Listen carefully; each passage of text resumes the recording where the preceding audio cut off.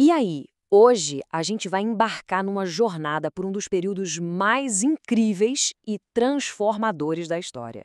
Uma era em que a coragem e a ambição não só descobriram novos caminhos, mas literalmente redesenharam o mapa do mundo. Olha, essa frase do Adam Smith resume tudo de uma forma perfeita. A descoberta da América e a derrota para a Índia não foram só eventos isolados, não. Eles foram os gatilhos que uniram os hemisférios e, na prática, criaram o mundo globalizado que a gente conhece hoje. Então, o que a gente vai ver hoje? Nosso roteiro vai nos levar da Europa do século XV até o desconhecido. A gente começa no Atlântico, que foi a escola dos navegadores, e depois encara o teste final, que foi o Pacífico. Aí vamos colocar essas duas sagas lado a lado para entender bem as diferenças e, por fim, ver como tudo isso conectou o mundo para sempre. Para a gente entender o começo de tudo, vamos voltar lá para o século XV. Imagina a Europa daquela época, louca por especiaria e seda, todos aqueles artigos de luxo que vinham do Oriente. O problema?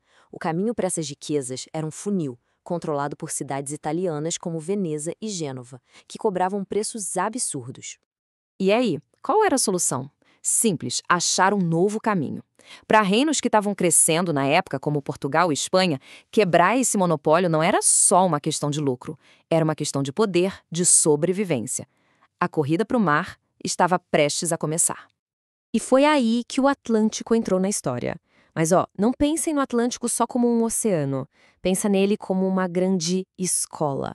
Foi ali que os navegadores europeus aprenderam, erraram e desenvolveram as técnicas que iam mudar o mundo. A primeira estratégia de Portugal não foi sair navegando a esmo, não. Foi um avanço super metódico, inteligente.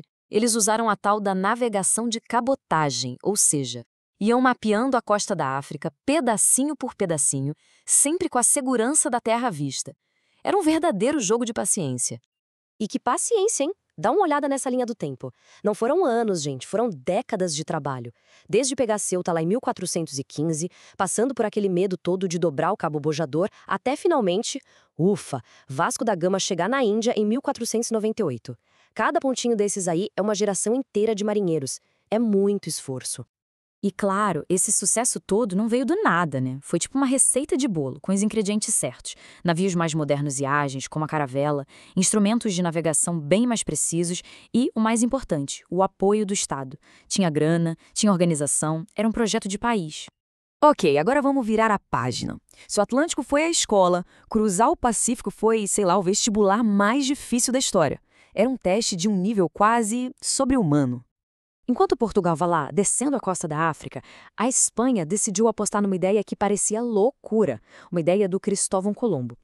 E se desse para chegar no leste, navegando para o oeste? Para os espanhóis, era a chance de passar na frente dos portugueses, uma aposta de risco altíssimo. Só tinha um probleminha. Ninguém na Europa fazia a menor ideia do que eles iam encontrar. O Oceano Pacífico, gente, ele cobre 1/3 do planeta. É uma imensidão de água que mapa nenhum da época conseguia sequer imaginar. A diferença de escala aqui é brutal. Uma viagem como a do Colombo pelo Atlântico, pouco mais de um mês. Agora, a travessia do Pacífico do Fernão de Magalhães, mais de 3 meses. Sem ver terra. Era um teste físico e mental num nível completamente diferente. E a expedição do Magalhães é a prova disso. Fome, sede, doenças terríveis como o escorbuto. A tripulação chegou a comer couro e serragem. Era uma luta diária, só para se manter vivo. Cruzar o Pacífico simplesmente levou a resistência do ser humano ao limite absoluto. Beleza, então vamos colocar essas duas grandes empreitadas lado a lado. Atlântico versus Pacífico. Portugal versus Espanha. Bora entender as diferenças que são chave aqui. O contraste fica bem nítido, né? De um lado, Portugal com aquela estratégia gradual, metódica, que levou quase um século. Do outro, a Espanha, com uma aposta única, concentrada, de risco altíssimo em mar aberto. Duas táticas completamente diferentes para o mesmo objetivo, chegar nas riquezas do Oriente. E esse gráfico aqui deixa isso ainda mais visual.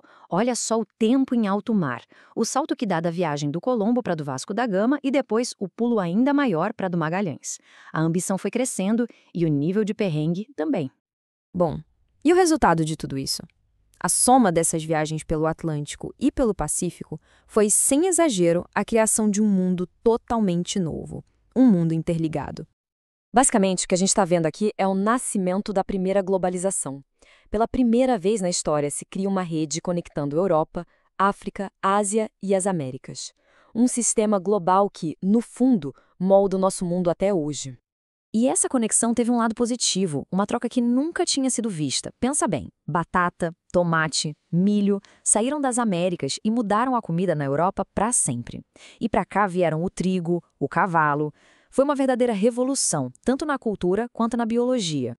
Mas, e sempre tem o mais, essa conexão teve um custo altíssimo. Ela foi construída na base da violência, da escravidão, da destruição de civilizações inteiras. É um lado muito sombrio dessa história que a gente não pode, de jeito nenhum, esquecer. E, no final das contas, essa é a grande e complexa verdade da Era das Navegações. Ela representa o auge da coragem e da criatividade humana, mas, ao mesmo tempo, mostra a nossa capacidade para violência e para exploração. É um legado complicado que a gente discute até hoje. E isso tudo nos deixa com uma pergunta para pensar, né? 500 anos depois, quais são os nossos oceanos desconhecidos? E que lições a gente pode tirar desse passado com tanta luz e tanta sombra para navegar por eles? Porque a verdade é que a exploração, ela nunca acaba.